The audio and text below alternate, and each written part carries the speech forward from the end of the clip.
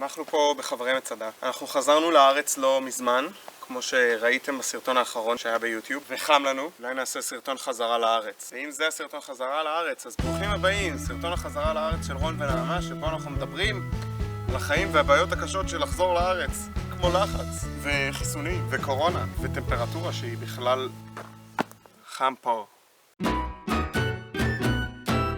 אני מרגיש שמאז שהגענו לארץ, חוץ מזה שחם פה ושצפוף פה, אנשים לחוצים, אין התחשבות באחר, לא יודע, לאנשים לא באמת אכפת. הסטרגל העיקרי, מאז שחזרנו, היה ההתמודדות שלנו עם עצמנו. אני חושבת שזה בעיקר לברוח מההתמודדויות האישיות שלנו. כאילו הגענו לארץ עם מטרה מסוימת, ומהרגע שחזרנו, אני לפחות, טוחן לעצמי את המוח, מה אתה רוצה לעשות?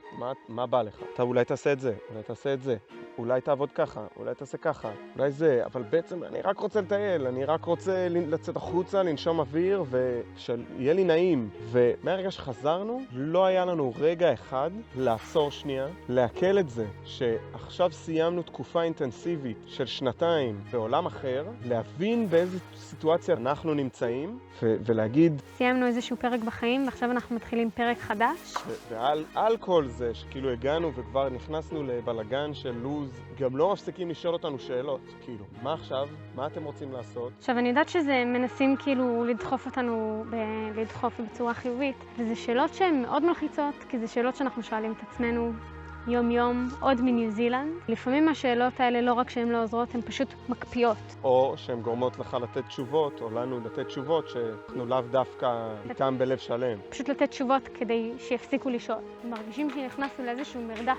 ואנחנו לא יודעים אחרי מה אנחנו רודפים, וזה כאילו יוצר מעין לחץ פנימי לעשות דברים, ואנחנו לאו דווקא יודעים מה לעשות. וגם אם יש יום שבו אנחנו פשוט יושבים ולא עושים שום דבר, הלחץ הזה נבנה והמחשבות שלנו רצות ולא באמת נותנת לנו מנוחה.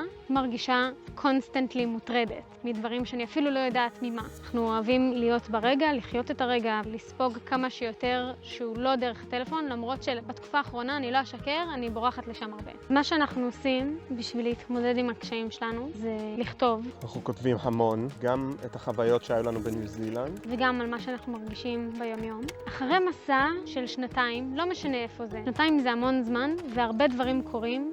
ואתה משתנה. זה כאילו אנחנו היינו על טיימליין אחד של החיים יחד איתנו, ואז הטיימליין הזה התפצל, ואנחנו עברנו לחיים אחרים, חיים בלי הסביבה שאנחנו מכירים, בלי כל הדברים האלה, עברנו שינויים בדרך, ואז חזרנו חזרה בדיוק לאותו מקום שהיינו בו כשעזבנו, והציפייה היא שנהיה מי שהיינו לפני שנתיים, וזה פשוט לא המצב. אנחנו לא מי שהיינו לפני שנתיים. וזה מאוד קשה להתמודד עם הדיסוננס הזה, שאנשים מצפים שתהיה משהו אחד, ואתה בפנים שלך מרגיש שאתה צריך להיות משהו אחר?